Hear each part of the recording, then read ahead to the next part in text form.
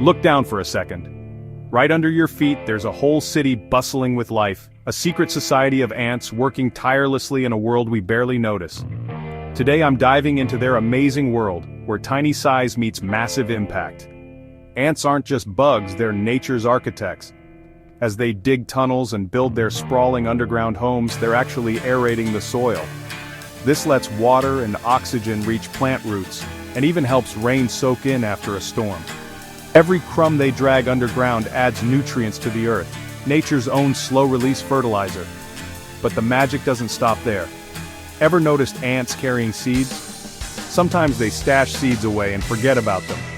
That's not just forgetfulness, it's genius. By moving seeds around, ants help new plants grow in fresh places, boosting biodiversity and turning the landscape into a patchwork of green.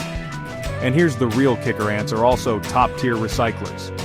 They haul away dead insects and plant bits, breaking them down and returning precious nutrients to the soil.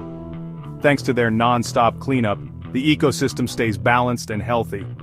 So next time you spot an ant trail, remember, these tiny creatures are keeping our world running smoothly.